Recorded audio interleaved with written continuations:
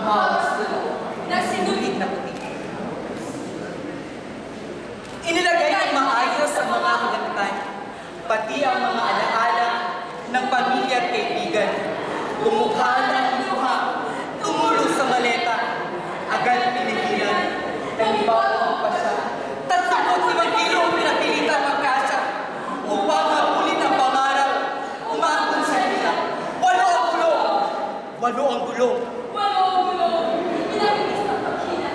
Sa pagregasal ng tulog, naman ay hinilaro. pagpapasok sa paliparan, maleta ay nagkasal. Sa isang sumuli, lahat ay inisisi, ng bantay sa kanigal, Para daw sa kalikasan. lahat ay pinagtan, ng walang kaanggan. Walang nagawa, kundi ang ayusin. Mga kaligay, muli sinasili. puntay tayo na palo, Muling pinilot, kasama ang inis at pagkayamot. Malita ay pinipang sa gawang husan. Nanginginig, gumagalaw, ay kailangan. di lalo malaman sa lungkot at lubay. Tila lumalaman sa lungkot ng buhay. Di lalo malaman sa lungkot at lubay.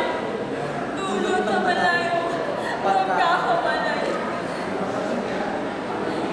Anong buwan? Umalis sa paliparan. Labis niya na ata ang mga kapamilya. Namumuto ang mga mata, nangangatay ang mga panga.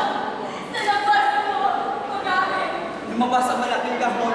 Sa Siya ang lahat ng gilid. Bawat kanto ay nakabili. itsura niya hindi na nila nakita. Tanging pangalan, tanging pangalan, tanging pangalan ang pinagkakilitnan. Saan sa sulat ng kumpanya, Nagpatiwahan siya. nagpatibukal siya. Nagpatiwahan siya. Tinatawan ng embahada, di man lang nagpakita. Inilagay ang kahon sa inabilang sasakyan. Palahaw at iyak ang nagsasalimbayan. Nakikipagagawan sa ingay ng mga salipapa. Habang nagpipiesta, ang mga periodista. Sa di kanila'y patuloy sa pagdagsa. Ang maraming maleta, Puno ng pag-asa. Hinahabol ang tagumpay na hindi magbigay. nakawangin una, Inagahatian ng ilan. tumakbo ang sasakyan. Palabas ng paliparan, labis na nagtataka. Nagpilit ng kandila sa mga nagpamalasakit. Dala ang karamdam. Sigaw ay, hustisya!